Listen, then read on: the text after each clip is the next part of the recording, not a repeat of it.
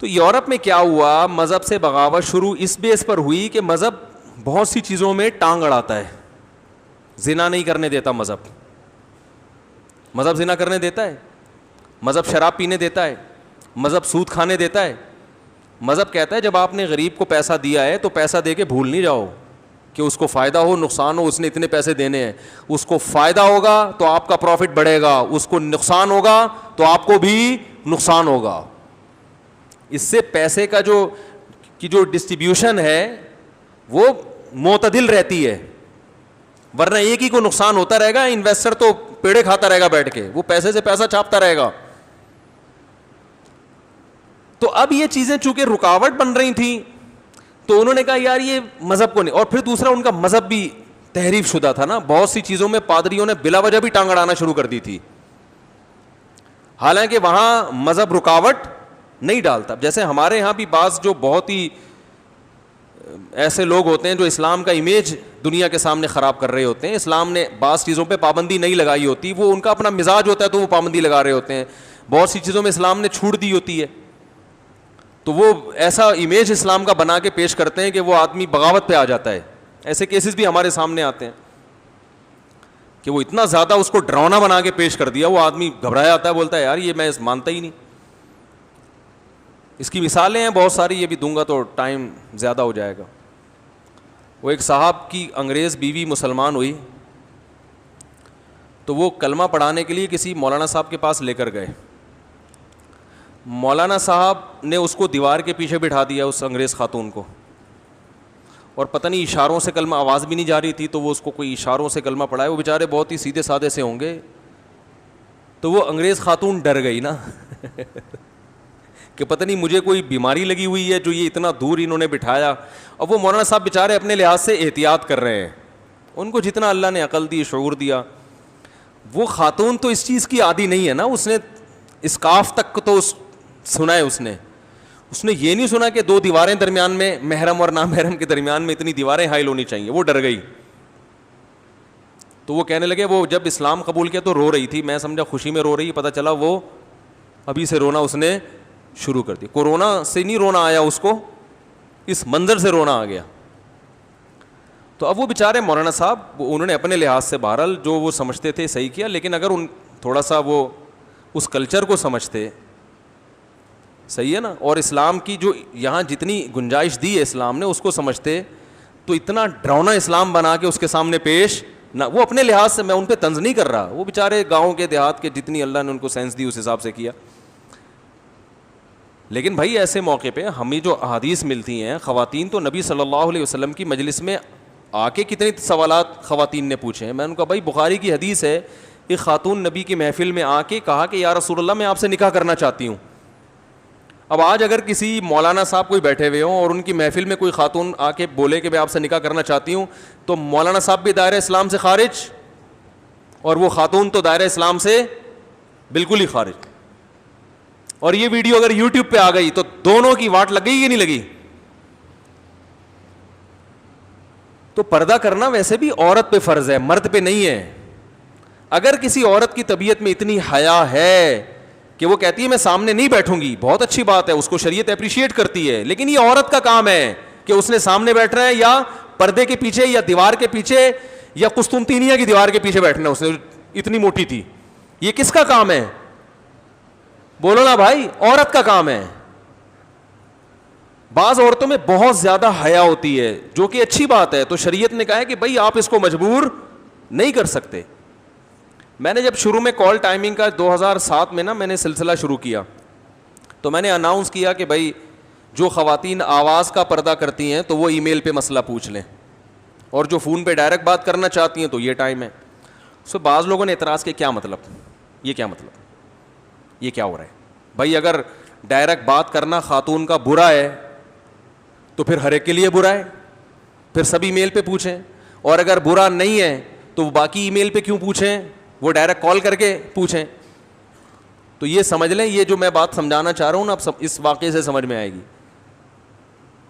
بعض خواتین کی طبیعت میں حیا ہوتی ہے, وہ نہیں چاہتی کہ ہماری آواز کسی مرد کے کان میں پڑے, چاہے وہ مفتی ہو, عالم ہو, بزرگ ہو. تو ان کو مجبور کرنا کہ آپ نے کال کر کے ہی پوچھنا ہے, تو یہ آپ, اس کا مطلب ہے کہ آپ ان کی جو حیا ان کے اندر اللہ نے فطری طور پر رکھی ہے, آپ اس کو زبردستی اس حیا کے خلاف چلنے پر مجبور کر رہے ہیں. حیا بھی تو ایک نجی معاملہ ہے نا کسی کا, اس میں شریعت نے ایک حد تک تو باؤنڈری کھینچی ہے کہ بھائی اس سے کم نہیں ہونی چاہیے, اس سے زیادہ نہیں ہونی چاہیے. اس کے بعد لوگوں کو آزاد رکھا ہے. ہمیں صحابیات میں ایسی خواتین بھی ملتی ہیں جو اپنے لباس کا بھی پردہ کرتی تھیں, جن کو مخدرات کہا جاتا تھا.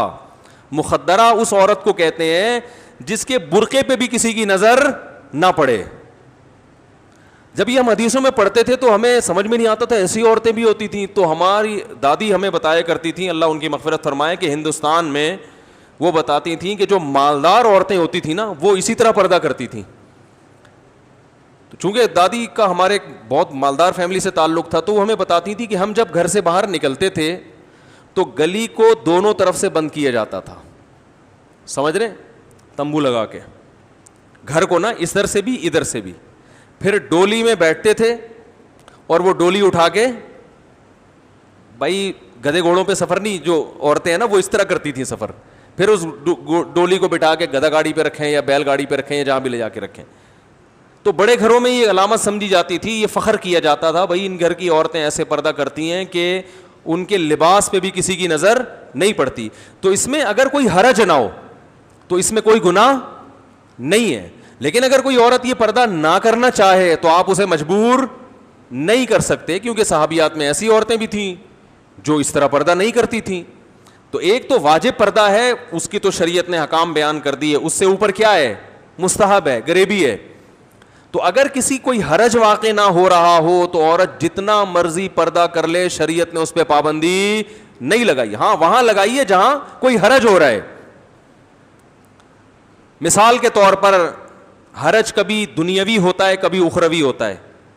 بیمار ہیں, مر رہی ہیں, فیمیل ڈاکٹر مل نہیں رہی ہے, میل ڈاکٹر سے علاج ہوگا, نہیں جی ہم تو, ہمارے تو برقعے پہ بھی کبھی کسی نامحرم کی نظر نہیں پڑی, تو یہ میل ڈاکٹر ہمارے بلڈ پریشر کیسے چیک کر سکتا ہے. تو بھائی رگ پھٹ جائے گی دماغ کی محترمہ, ٹھیک ہے نا, سمجھ میں آ رہی ہو. اب یہی فی الحال یہی ڈاکٹر ملا ہے ہمیں. تو اب یہاں کیا ہوگا کہ یہ حیا ایسی ہے جس سے فائدے کے بجائے کیا ہو رہا ہے, نقصان ہو رہا ہے نا, جسم کو نقصان ہو رہا ہے. تو یہاں پھر اپریشیٹ نہیں کیا جائے گا اس حیا کو, یہ ضرورت ہے ایسے موقع پہ. اسی طرح حیا بعض دفعہ رکاوٹ بنتی ہے شرعی حکم کو پورا کرنے میں. سفر کر رہی ہیں کوئی خاتون, ڈولی میں بیٹھی ہوئی ہیں, فار ایگزامپل نماز کا ٹائم ہو گیا, زمین ڈولی میں تو کھڑے ہونے کی جگہ نہیں ہوتی نا, اور وہ کھڑے ہو گئے سارے ڈولی اٹھانے والے وہ سارے بیٹھ جائیں گے پھر, ٹھیک ہے نا. نماز کا ٹائم ہو گیا, ٹرین میں سفر ہو رہا ہے, جہاز میں سفر ہو رہا ہے, نماز کا ٹائم ہو گیا. اب شریعت کہتی ہے بھائی جاؤ وضو کرو, چہرہ دھو اور تمیز سے نماز. نہیں جی ہمیں شرم آ رہی ہے, ایکچولی اتنے سارے جینٹس اور اتنے مردوں کے بیچ میں کیسے نماز پڑھوں گی, میں تو بہت شرم والی ہوں, میرے تو آج تک ناخن کسی نامحرم نے نہیں دیکھا. اور بھائی جاؤ تمیز سے جا کے وضو کرو, اور وضو کے لیے چہرہ بہرحال کھولنا پڑتا ہے. تو جتنا پردے کا انتظام ہوگا لیکن آپ کو نماز پڑھنی پڑے گی. سمجھ میں نہیں آ رہی, میرا خیال ہے بات آ رہی ہے کہ نہیں آ رہی ہے. تو وضو بھی کرنا پڑے گا, چاہے جگہ کہیں نہ ہو تو مردوں کے بیچ میں کھڑے ہو کے نماز پڑھنی پڑے گی. تو جو فرائض واجبات ہیں, چاہے وہ دنیا کے لحاظ سے ہوں چاہے وہ آخرت کے لحاظ سے, ان کو فوکس, ان کو پورا کر کے پھر جتنی مرضی حیا ہو, شریعت نے پابندی نہیں لگے. ہاں اسی طرح کوئی بچی شادی ہو کے سسرال چلی جاتی ہے, اس کی طبیعت میں اتنی حیا, ایک تو شرعی پردہ دیور سے جو فرض درجہ ہے وہ پورا کرنا, وہ تو لازمی کرنا پڑے گا. ایک اتنی حیا اس کے اندر ہے, ایکچولی میرے تو برقعے پہ کسی نامحرم کی نظر نہیں پڑی, تو میرے دوپٹے پہ اگر دیور کی نظر پڑ گئی تو میں تو برداشت نہیں کر سکتی, لہذا کنڈی لگا کے, کنڈی میں ایلفی ڈال کے کمرہ بند کر کے بیٹھ گئی. اب ساری بہویں مل جل کے گھر میں کام کر رہی ہیں, افطاری بنا رہی ہیں, ایک کے ذمہ پکوڑے بنانا ہے, ایک کے ذمہ سموسے بنانا ہے. انہوں نے کنڈی لگائی ہوئی ہے, اس میں کیا ڈالا ہوا ہے, ایلفی. کہ میری جو حیا ہے نا وہ مفتی طارق مسعود صاحب کی جو دادی تھی نا ان جیسا پردہ میں کرتی ہوں کہ دونوں طرف کناتے لگا کے ڈولی میں بٹھایا جاتا ہے. تو ہمارا پردہ ایسے ہو. اب ڈولی تو نہیں ہے, یہ کمرہ ہے, ایلفی ڈال دی, پورا گھر ڈسٹرب ہو رہا ہے. بھائی تم پیڑے کھانے کے لیے ہو یہاں پر,